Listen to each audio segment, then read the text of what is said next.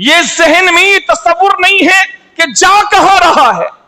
خانہ کعبہ ہے، خانہ کعبہ ہے، وہاں تو ہوش نہیں ہونا چاہیے کہ میں اپنے آپ میں ہوں، کون میرے آزو ہے، کون میرے بازو ہے. میں نے ایک نوجوان دیکھا تھا، اللہ کی عزت کی قسم میں اس کو اپنی قبر میں بھی نہیں بھول سکوں گا. ایک حبشی نوجوان، حجر اسود اور باب کعبہ، اس پر اس جگہ پہ کھڑا ہونا انتہائی مشکل ہے. وہاں پر سلوب بنا ہے، سلوب. اس جگہ پر وہ نوجوان ہر چیز سے بے خبر، اس طرح حاضری لگتی ہے حاضری لگانے والوں کی.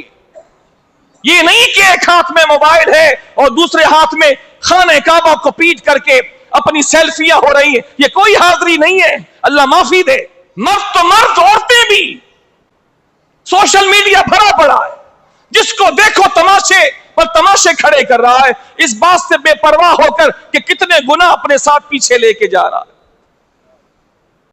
اس نوجوان کو دیکھا، حاضری ایسے لگتی ہے، حاضری ایسے لگتی ہے.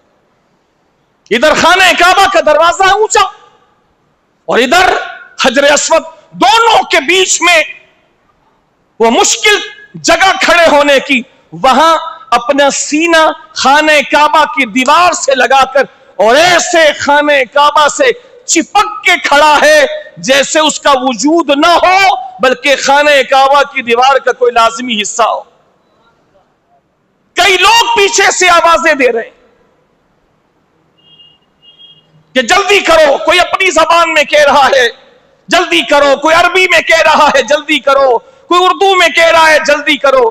لیکن وہ نوجوان سب سے بے فکر ہو کر خانہ کعبہ کی دیوار سے چپک کر کافی دیر سے کچھ بول رہا ہے. میں بھی پیچھے کھڑا تھا. میں نے کئی آدمیوں کو بولا اس کو چھوڑ دو، اس کو چھوڑ دو. حالانکہ ہر کسی کو جلدی ہوتی ہے، میں بھی وہاں پہنچوں، میں بھی وہاں پہنچوں. لیکن میں نے اپنے قریب کے کئی لوگوں سے کہا اس کو چھوڑ دو. اللہ اور بندے کا معاملہ ہے، بندہ اپنے رب سے کوئی خاص بات کر رہا ہے، چھوڑ دو. دو چار لوگ میرے کہنے پہ رک تو گئے، لیکن اتنا ہجوم تو کون کس کی سنتا. کچھ لوگوں نے پھر اس کو آواز دینا، کوئی چادر کھینچ رہا ہے، کوئی اس کو آوازیں دے رہا ہے. میں بھی پیچھے کھڑا ہوں، جس کو روک سکتا ہوں روک رہا ہوں، لیکن سب پر میرا اختیار و قابو تو کسی پر نہیں تھا. کچھ دیر کے بعد جب کافی دیر گزر گئی اور لوگ اس کو چھیڑتے رہے، چھیڑ نہیں ہوا نا.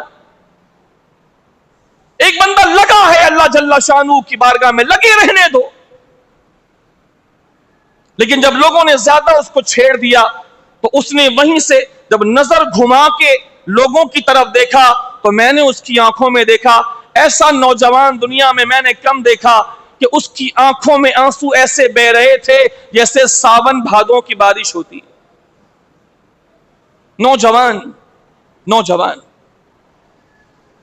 اور اس نے عربی زبان میں کہا جس کا ترجمہ یہ تھا کہ کیوں پریشان کرتے ہو اس بندے کو جو اپنے رب سے باتیں کر رہا ہے، کیوں مجھے چھیڑتے ہو.